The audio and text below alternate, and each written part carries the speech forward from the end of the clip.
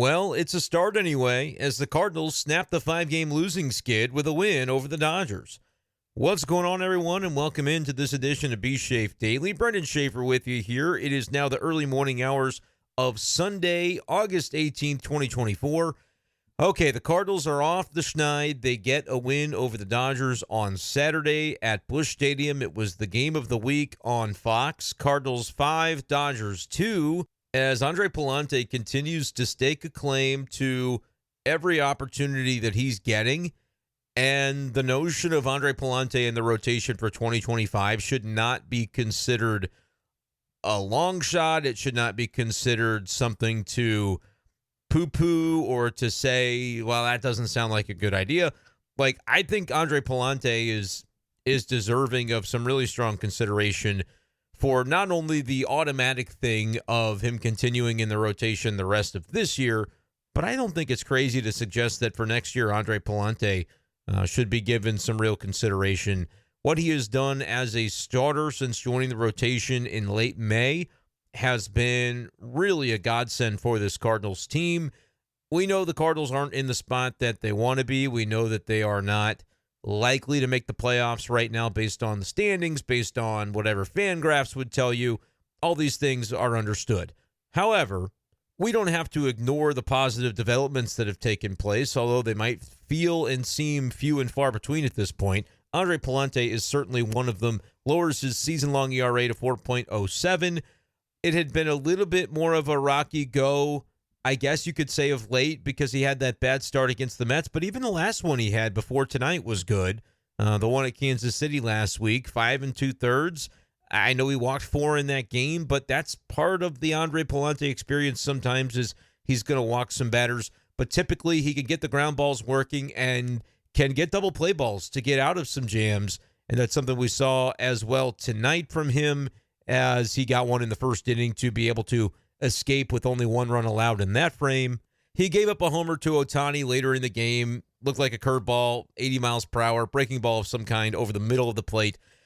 Shohei Ohtani had no choice. He had to deposit that one for a home run. It was a bad pitch, but you're going to make some mistakes throughout the night. Andre Palante goes 7 for the Cardinals, gives up just 4 hits, 2 runs, both earned, one of them coming on the homer, one coming on an RBI hit in the first inning. Only walked a couple of batters tonight in 7 innings. Andre Palante was great. And it was the stopper kind of game the Cardinals needed for him. He got through those 7 innings, by the way, on 95 pitches. He's a pitch to contact. He's a throwback. He's still struck out 5, which is not quite that 1K per inning mark that you'd look for to say that a guy has good strikeout stuff. But Palante doesn't need it. And with a good defense behind you, I think Andre Palante can certainly be a viable guy for the Cardinals beyond this year. But the bottom line is the Cardinals needed a win before you can even start to talk about, well, what's the mountain that they have to climb? Like, eventually you had to stop losing games, and that at least has happened at this point.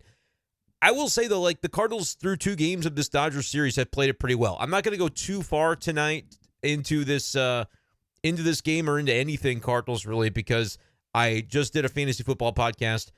My wife took my temperature. I have like 100.5 degree fever or whatever tonight, and my voice feel like it's starting to go. So I probably won't be at Busch on Sunday. I know there's some stuff going around, but I just found out tonight that I'm not doing well, and I can feel it with my voice too. So I want to maybe not go as long tonight, and I do apologize for that if folks were commuting to church or something on Sunday. And but hopefully this is one that y'all don't mind for a Sunday to not be as long. But I'll give you the standings. Like, the Cardinals are still 10 games back. The Brewers won again. They've won 4 in a row. The Cardinals are 10 games out of the division. It feels done, right? Like, the division feels like it's done.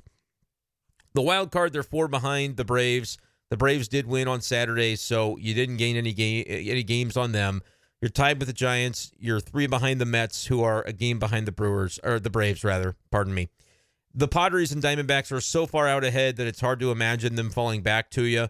The D-backs have now lost a couple in a row, so maybe that's your window of opportunity there. I don't know. The Padres are the team that you do play, so it would be nice if they would fade out, because then you could potentially add some insult to injury by, beating them in 3 of 4, or even maybe sweeping when they come to Busch.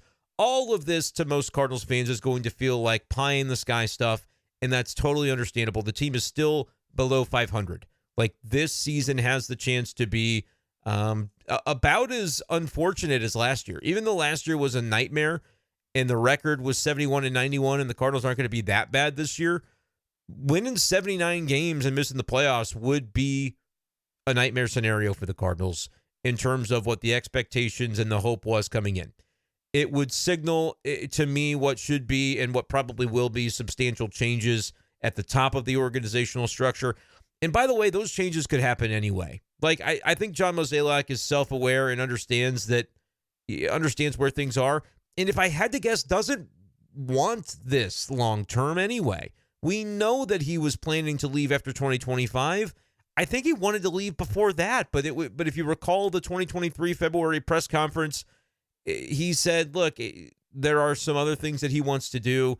He's going to begin that transition period. I think without 2023 going as poorly as it did, that transition may have already begun in earnest. Instead, Mozeliak's trying to save a legacy in a situation where I don't really know. You've got kind of one foot out the door because you've already stated what your exit strategy is going to be in some ways. So for as much as we give Mozeliak a lot of trouble, and I think it's right, like if you're the president of baseball operations, you are the face, the forefront, the entire thing. So it is his legacy on the line, no doubt about it. But if it's one of those deals where you can see the light at the end of the tunnel, if you're Mo, it would make perfect sense for him to step aside after this year, almost regardless of what happens the rest of the way. That is my prediction. I do not think Mo will be the Pobo for 2025, and it will be of his own decision. This is not me reporting it. This is not inside knowledge that this is coming. It just feels like one of those, if you can stack up all the tea leaves that have been out there from Mo anytime he's in a TV interview or a radio interview and the topic of the long-range future comes up, you can almost hear it in his voice that he's ready for that next step, and there's no shame in that. That would be the case regardless of the performance of the team this season. It just has a little bit of a sour tone to it if you walk out the door on circumstances that aren't winning ones, because the majority of his tenure have been winning circumstances. So all that being said, though, I still think that the framing of this is going to be Cardinals got to make the playoffs, or the fan base rightfully is going to be looking for change to be made. I think change actually ends up getting made regardless of the way this finishes out, but I'm still going to continue to frame these podcasts in terms of I think Cardinals fans should want to see the Cardinals make the playoffs. I know a lot of people have given up on that notion.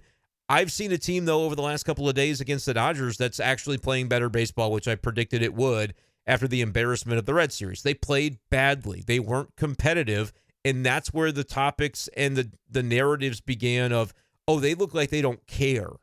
And I say, well, I don't think that's it. I think they performed so badly, and they may be there for you could find some innings in that series in Cincinnati where they just didn't have the wherewithal, the strength, the motivation, whatever it is, whatever that concoction ends up being, to grit through and find a way to win a baseball game when they were just getting their heads beat in. So I felt like Thursday was an off day that was going to allow for them to regroup. I do think that's happened. They've regrouped. They have played two really good games. They did not pitch well on Friday. You give up 7 runs, you're not going to credit the pitchers, right? Andrew Kittredge didn't do his job. Miles Michaelis had his moments, but a few many mistakes, and then was absolutely burned on some worm burners in the 6th inning when he had to exit, and then, ceded to Kittredge, and Kittredge made very poor pitches. So they didn't pitch well enough collectively. I'm not putting sugar coating on that. It's just what it was. They played well offensively. They played pretty well defensively, outside of maybe the error on Walker, which you could have said would have gone on Pajes. You could have said was just a play not made, not even an error, but the runner advanced to second, so they had to call it an error on somebody. But pretty generally speaking, the Cardinals played well on Friday night, outside of the pitching stuff that we just talked about. Saturday, they played well. I mean, they pitched well. You had Pallante giving you 7 innings, feeding into Romero Helsley. Palante's got a little bit of a Seth Lugo energy to me. And that would be the best version of what, he could possibly become based on what Seth Lugo has done this year for the Royals. But just that notion of I'm not going to have to strike everybody out. I'm going to get deeper into this game than people expect that I'm going to. And then I'm going to start to have that just be my reputation. I like Andre Pallante a lot. I think he should continue to get the opportunities. He's earned the opportunity. I think if you gave Andre Pallante 30 starts, you would be more than happy with the result of him being a member of your rotation. I'm not saying you should pencil him in as your ace. I'm not saying you should consider him your 2 or your 3. I think Andre Palante, for the salary value he's making, if you're talking about a team that's going to be pinching pennies a little bit next year, Andre Palante is I don't know if he's even ARB eligible yet after this season or when that comes to fruition. I guess I can check on that here real quick. He's not a free agent until 2029, and so I guess he'll be ARB eligible for next year. Trying to see what that is. It says on Baseball Reference 2025, but I don't know if that means the 2025 season. Earliest free agency 2029. So he might be Super 2. I don't really know how that would be ARB eligible in 25. It doesn't matter. He's not going to be making a ton of salary. The value of Andre Pallante for 30 starts is going to be tremendous. I think he could go 30 starts with a 4 ERA next year. He's got a 4.07 ERA right now, and it wouldn't shock me if he was even a little bit better than that, because he has been better than that strictly in the rotation this year. So for me, credit to Pallante, credit to, I think JoJo looks like he's back. Like if we're finding some positives, JoJo has been pretty solid the last couple of times out. Helsley was nasty tonight in the 9th inning, and he gets his 38th save. Maybe moved ahead of Clase of the Guardians, unless he got one today as well. And though the Brewers beat the Guardians, so Clase didn't have that chance. So yeah, he's back in the lead for the save count there in Major League Baseball, because him and Clase were both tied at 37. Now it's Helsley up to 38. He looked really good. The pitches had good movement on him, good life to the fastball. You like to see that. Very well pitched game by the Cardinals. Offensively, top of the order, doing work. Mason Wynn, 2 for 4 with a home run. Burleson, 3 for 4, had a home run as well. And then the other home run comes from Nolan Arenado later as they tack on some insurance. Just a very vintage Nolan Arenado homer. Use that for the thumbnail of this video, because that's what it looks like when Arenado is going well. He is jerking his head violently. He is tomahawking the ball, and is somebody in left field in the seats is in danger. Like that's Nolan Arenado to a T when he's going right. Hopefully we continue seeing a little bit more of that for the Cardinals' sake. Wilson was 2 for 3 tonight. Contreras also reached base via walk. Cardinals scattered 11 hits, had a couple of walks. They were on base a bunch. They did it enough with the long ball tonight. 1 for 9 with RISP still is something that is a bugaboo for this team. They left 7 men on base, but they're starting to hit for some power, and to do it at Busch and to do it against the Dodgers. I mean, Bobby Miller, he comes into this situation because Glass now goes onto the injured list, and he goes 4 2/3 innings, gives up 4 runs. If you'll think back to the beginning of the season, Bobby Miller looked unfrickin' touchable against the Cardinals on March 29th. I mean, I believe that was the Friday night Apple game. That was brutal. 11 strikeouts he had that game. 6 innings, shutout, allowed 2 hits. I thought he was going to no-hit him. 11 Ks. It was just absolutely, the Cardinals looked lost. It was the first time you were really like, is this offense going to be okay? And that was like the second game of the season. It was not a good situation. So to go from that to what they were able to do to Bobby Miller tonight, very encouraging. It's not, there's no moral victories, so you had to win the game. They did win the game. Let's everybody take a breath. They're still below 500. There's still a long way to go. The Fangraphs odds are what they are, and they're far more likely to miss the playoffs right now than to make it. But it's hard to argue against a solidly played ball game on Saturday by the Cardinals, and the fact that, they actually played pretty well on Friday night too. So now it's not time to go, hey, we did it. All right, we got one. They have to win Sunday. Sonny Gray has to go out there, and he has to beat Clayton Kershaw. I know he's not pitching against Clayton Kershaw, but he is pitching against Clayton Kershaw. He's facing the Dodger lineup, though. Sonny Gray has got to have his A game if this Cardinals season is going to have a rescue mission attached to it.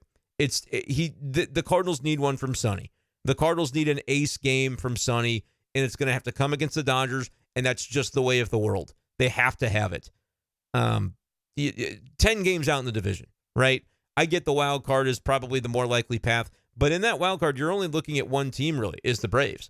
If they don't lose a bunch of games, they're not probably coming back toward you, even if you end up with a winning record over this next stretch where the Cardinals have 17 games left against teams that are all going to be in the playoffs. I'm not counting the Mariners as part of that. It began as a 22-game stretch. If you talk about the beginning of the Dodgers series through the end of the Mariners series, that second weekend in September, the first weekend is kind of both August and September, which kind of messed up our calendar, by the way, when we didn't realize that's also Labor Day weekend. Anyway, the Cardinals have a bunch of tough games coming up. They can get through this stretch above 500. That's still not going to be enough, but it would be damn impressive if they do it. If you take the 19-game stretch starting with the Dodgers and run it through that Milwaukee midweek series in Milwaukee right before the Mariners come to town, I think that series ends in St. Louis, the Mariners series. That 19-game stretch, the Cardinals currently are 1-1, so 17 to go.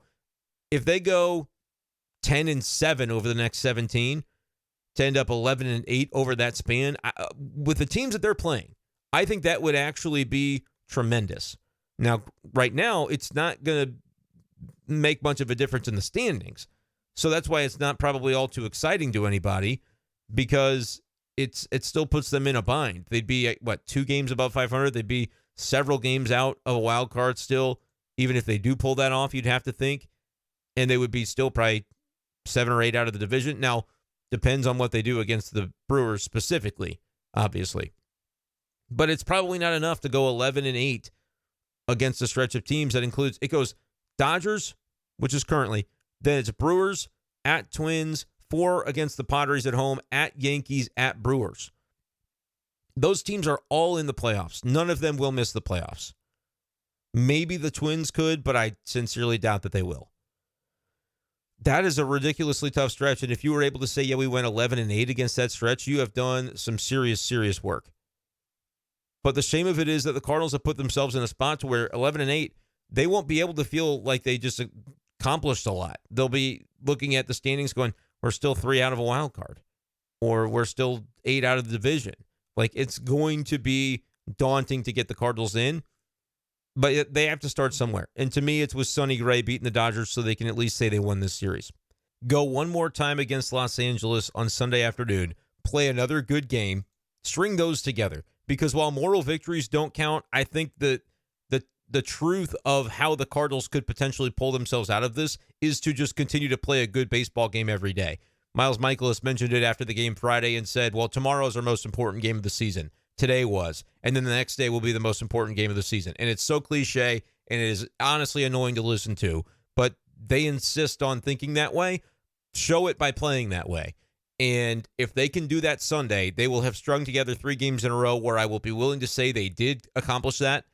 Maybe not on a pitching perspective, but that wasn't for a lack of whatever you would say, effort or whatever. It's just execution. And guys, it's Andrew Kittredge throwing a very, very bad pitch to Kiermaier.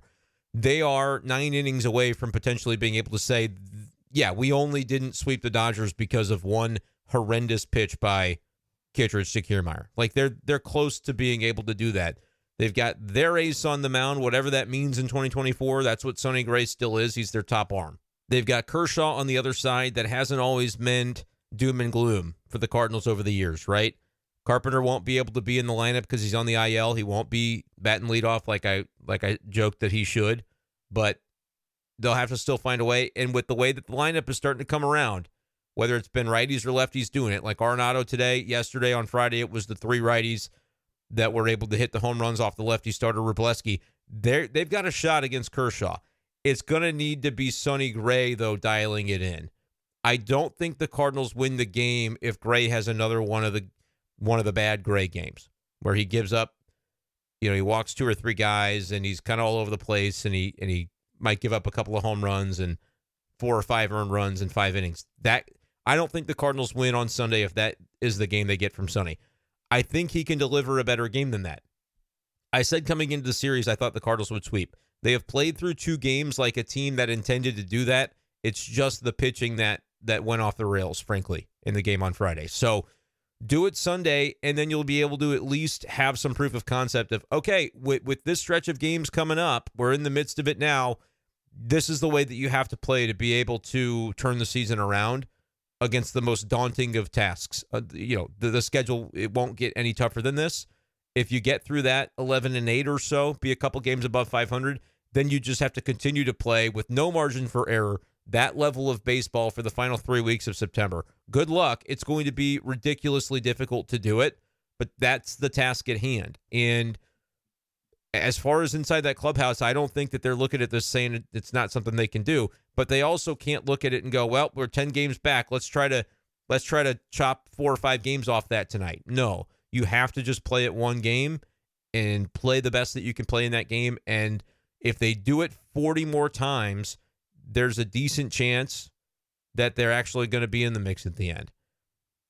And you might hear that and say, well, that's ridiculous. The thing is, though, we haven't seen them really do it or demonstrate the potential to do it for 40 times in a row, but that's kind of what they need. I guess it's only 39 times now because they've played 2 games in this series. Call me crazy, but let's see Sunday, because Sunday could be one where you go, all right, get back to 500. You took 2 or 3 from the Dodgers. You should have swept them if that ends up being the case. If you lose to them, then all right, yeah, it's right back where you were when the series began, except for now you're even further behind the 8 ball, and it's going to feel inevitable that the playoffs aren't happening. At least from the fan base's perspective, the players are going to continue to grind it out all the way through until they're told that it's done. But out here, we can be realistic. If they can't win the Dodgers series, that's just one more series that you have to sweep. And eventually you're going to run out of series available to you, and that's how you miss the playoffs, and that's how the magic number gets dwindled and in the wrong side of it. Used to be the magic number would be the magic number to clinch. It's an elimination number for the Cardinals that will come into focus sooner than later if they're unable to kind of take what they've done the last couple of days, keep doing it, but then not have the little blips on that radar. They can't lose a single game that is winnable the rest of the year. The margin is so slim if they want to find a way to claw back into this, and then they'll probably need some luck. So I know a lot of people are like, why are you even still framing it about a playoff conversation? Because that's the goalpost. That's where it is. I'm not moving it. You can move it. You can do whatever you want with it. But I'm still going to talk about the Cardinals on a daily basis. And as a result, we're going to talk about whether or not this team can muster the gumption to get into the postseason. Stranger things have happened. I am not going to count this Cardinals team out just yet. They have to continue playing like they have the last 2 days against the Dodgers, but it has to always come in a winning effort. They can't have games where they play well and lose. There's not enough time. That's the struggle of the hole they've put themselves into. Those are my thoughts on the Big League Club. Let me know what you thought about Saturday's win. It was a good one. They played well. They have to do it 30-some-odd more times. It's just the nature of where they're at. But we do want to go down on the farm because we have some very interesting and exciting news and updates on some prospects, especially one in particular at the AA level. It's time to go down on the farm. Brought to you by Hastings Layers Premium Eggs. You'll be happier than a jackass eating thistle. Huh? We'll start with the headline, and that's Quinn Mathews, who at this point I think is the best pitching prospect in the Cardinals organization. What he did tonight at AA for Springfield against the Frisco Rough Riders down in Texas. I mean, this guy is the real deal. He started in the A-ball league this year. He moves up to high A Peoria. He excels there. He's up to AA Springfield. Memphis is the next stop for Quinn Mathews after tonight.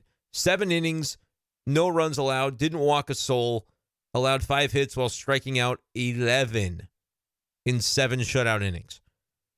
Lowers his ERA to 2.62 in Springfield. Bump him to Memphis. I'm fine if they don't bump him to Memphis, but the reality is he's going to come into spring training as somebody that's on the radar. I'm not saying he will or should be in line to win a rotation spot out of spring, but Quinn Mathews is coming, and he's coming sooner than later. He'll be up in 2025 if this continues. There has not been a level that they have thrown at him yet that he has not been able to absolutely blow by and just knock down and put himself on a level that shows that, like, this is nothing to me. It's impressive what he's doing. He's the most advanced pitching prospect in the Cardinals organization. I already thought that might be the case a few weeks ago, and that's not a knock on Tink Hence. But the situation with Tink Hence has been, as we look at his development and dealing with a little bit of injury here and there, that Tink Hence is, we're waiting to see, can he get the innings up to be that guy? Quinn Matthews threw 156 pitches in a single game for Stanford last spring and then was drafted by the Cardinals. And now this year, it's his first professional season, and he's blown through the first two levels of the minors with a 1.47 ERA and then a 2.68 ERA. Way more strikeouts than innings pitched at both levels. And now he's doing it at Double-A. 58 Ks and 44 and two-thirds innings, a 2.62 ERA.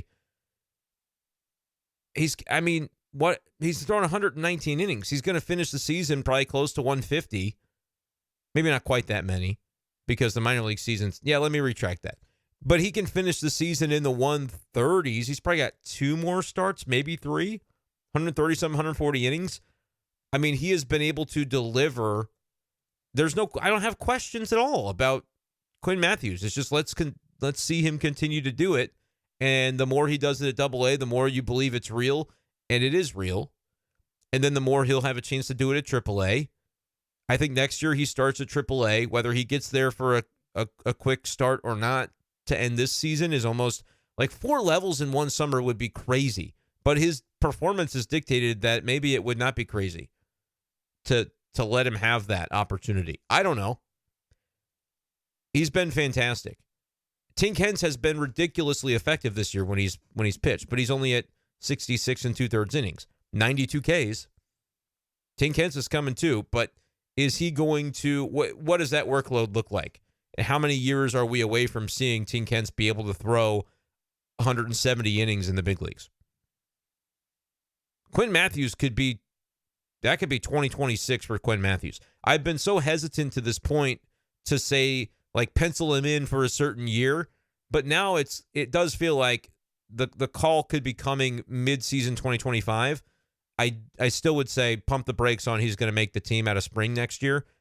I'm sure he'll go to spring with that goal, though. He's going to have a spring training where they're going to get a look at him. That's the radar to which he is adding himself at this point, because he has been fantastic. And look, sometimes you get that with the prospects that are more advanced because they had 3 college seasons. He's 23 years old.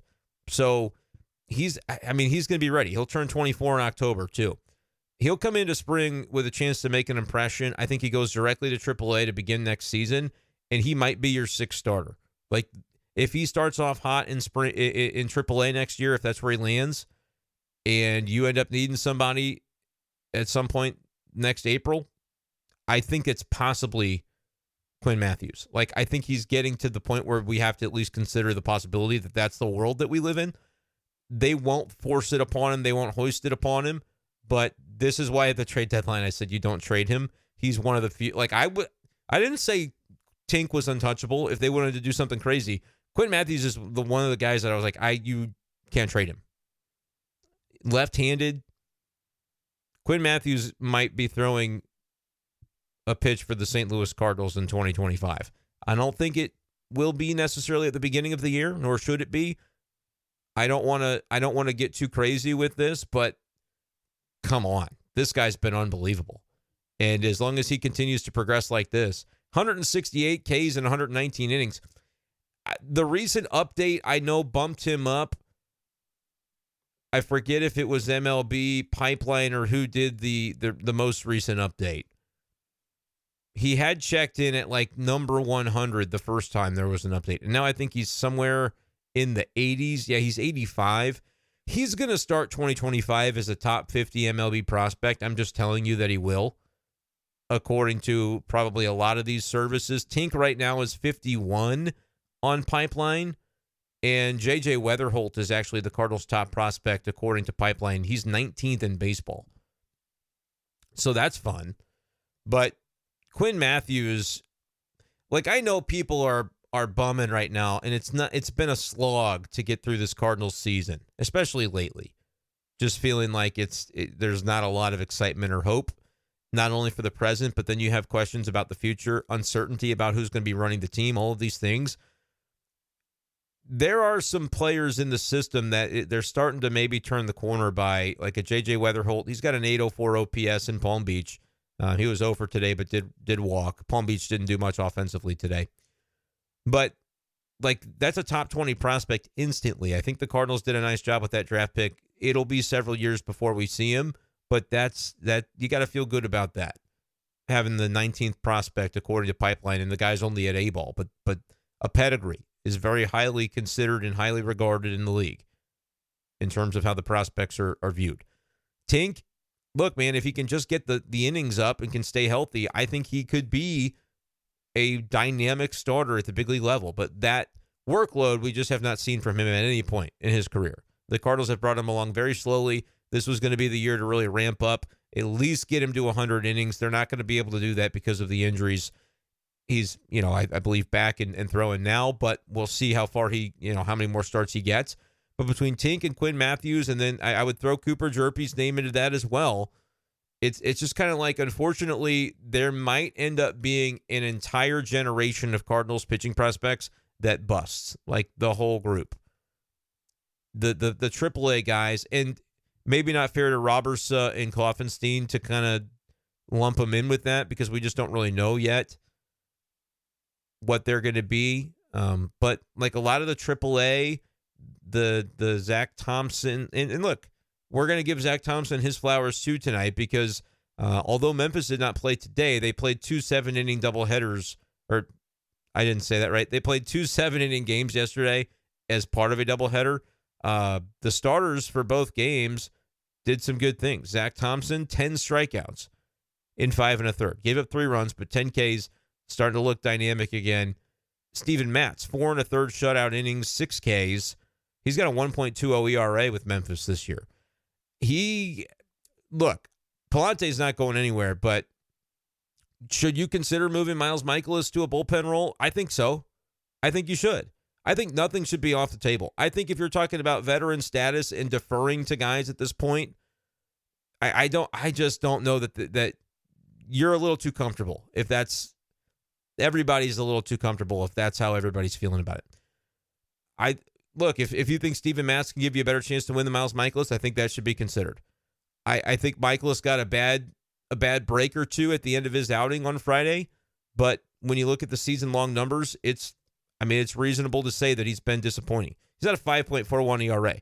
We don't have to worry about hurt feelings. The guy's gone 5 ERA, 5 earned runs, 4 earned runs the last 3 starts. 5 2/3, 4.0, 4.0. Right? If Steven Matz is being built up to be a starter and he looks good, make Mikolas a long reliever for the rest of the season. You can revisit in spring what you want to do for next year. But if you're serious about trying to get this team to the postseason, Miles Mikolas doesn't necessarily still deserve his rotation spot.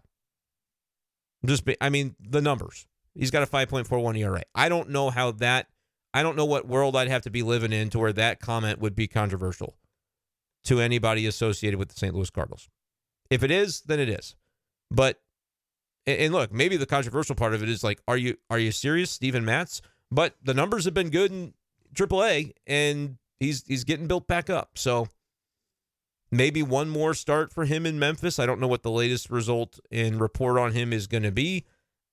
I actually assume it happened today, but I was not at the ballpark today. I'll try to find a quick look to see if there's anything on Matz. I know Lance Lynn is kind of in the process of ramping back up as far as he's concerned, but Steven Matz is kind of the forgotten man in all of this, and for obvious reasons. But I do think that there is something to be said for his continued performance. John Denton tweeted out earlier today that Marmol said the likelihood is that Matz will make one more minor league rehab start before potentially returning to the Cardinals. That makes sense. So to me, Mikolas, you've got one more. If Matz looks great again, I don't think it's crazy to suggest you're taking somebody like a Leahy or you're punting, Sean Armstrong. If you don't trust him, I think he's pitched fine, but if you don't trust him, then you don't have to retain him necessarily.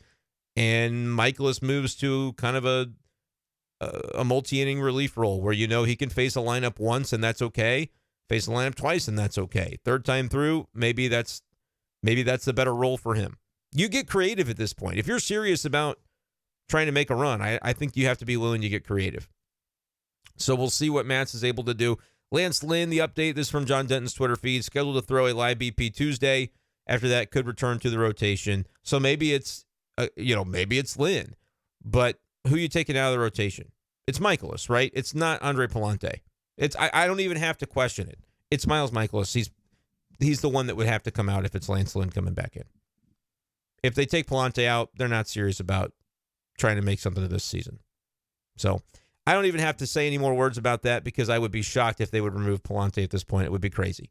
But anyway, we'll see what ends up happening there. Getting Lynn back would be helpful because if he is refreshed and able to be strong for them. But I don't know that whether it's Lynn or whether it's Steven Matz, I don't know that you're just guaranteed to have elite performance from that rotation spot. But we'll see. We'll see what it ends up looking like. And I think it sounds like probably one more for Michaelis, and we'll like that. That's one you probably need to evaluate if Lynn's not ready to take that start, which I think the days lining up, I guess he might be able to. Probably not though. No, if he's not throwing a bullpen till Tuesday, and he wouldn't really be built up. But it sounds like Lance Lynn's not going to the minors, and that does not surprise me that he would not do a rehab. He's just going to pitch because he's Lance Lynn. But anyway, that's the deal with Quinn Mathews. To circle back to down on the farm, he is a stud, and to me is the top pitching prospect. I think he's leaped Tink Hence in terms of like nearness or readiness for potential MLB timeline. Like, it's hard to put a timeline on Tink right now from if he's going to be a starter. If they want to transition him to be a reliever, which I don't think they should do, I think the patience is the good approach. If you have a potential starter in him, you need to allow that thread to play out. But innings-wise, he's going to hit 70 innings this year. He's a long way off from being able to be 170 innings in the big leagues. Quinn Matthews might not be all that far off. So that's good to note. Mentioned Steven Matz, mentioned Zach Thompson as well as it pertains to the Memphis team that played. Again, they had the doubleheader on Friday and did not play on Saturday. So we'll see as it pertains to Steven Matz whether he ends up making that one more start and making his way back to the Cardinals. Zach Thompson, 10 strikeouts. I mean, good to know that that's going on down there. I don't know what his role or future role ends up looking like with the Cardinals. Remains to be seen. Luken Baker did hit a home run in one of those games. That's kind of his thing. Taking a look at the box scores, this was back on Friday, but we missed down on the farm last night because of doing the live stream. Ivan Herrera in one of the games was 2 for 3. That was a 2-1 loss against Jacksonville, the Jumbo Shrimp, I believe that is. And then the other game was the Zach Thompson game where he struck out 10. The Redbirds did win that one 10-5. Sajacy in that game went 1 for 5 with a run scored and an RBI. Luken Baker homered in this one, 2 for 3. He scored 3 times. Has 32 home runs, and it was a homer for Sajacy as well. I was just checking the box score. It looked like it was, but I had to dig a little bit deeper. So a couple of home runs there by the Redbirds. Sajacy's up to a 735 OPS. Doesn't blow you away, but I think he could come in right now and be a bench bat and a guy against lefties for the big league roster. I guess the 40-man spot is the reason that he's not. I don't know, but Jordan Walker could potentially catch fire and get an opportunity with the Cardinals and make it happen. We'll end up seeing if that comes to fruition. He was not in the lineup tonight, so you figure to see him on Sunday against Kershaw. We will see what that matchup looks like. That's really all I've got, though, for Down on the Farm. That's really all I've got for the episode, except for this. I'm going to leave you with this. I want to play just a little clip that Fox Sports MLB put on Twitter of Ken Rosenthal talking to Ollie Marmol about what it will take to get the Cardinals back into the race. Here's Ken Rosenthal with Ollie from Saturday's game. We all know where you guys are in the standings. Yeah. What will it take to get back in the race? One at a time, man. This group is pretty resilient. I know it's there's a lot of ups and downs to the season, man. You could think doomsday, but the reality is this group believes in what we have in that clubhouse, and we're going to take it one game at a time and take our best shot. It's going to be a lot of fun down this last stretch. Ollie, thanks a lot. So there you have it. Ken Rosenthal with Cardinals manager Ollie Marmol. They're taking it one game at a time. That's basically what we've said they need to do. But the first one is Sunday. Sonny Gray's got to be great. There's really nothing else to it. Let me know what you think about it, Cardinals fans, in the comments below as Sonny v. Kershaw takes place on Sunday afternoon. Cardinals going for the series win against the Dodgers. Appreciate you guys, as always, for listening, for sticking with me. Check out the Discord. Check out the channel memberships if you're so inclined. Thank you guys for the support of the channel, and we'll talk to you next time on B-Schaeff Daily. Peace.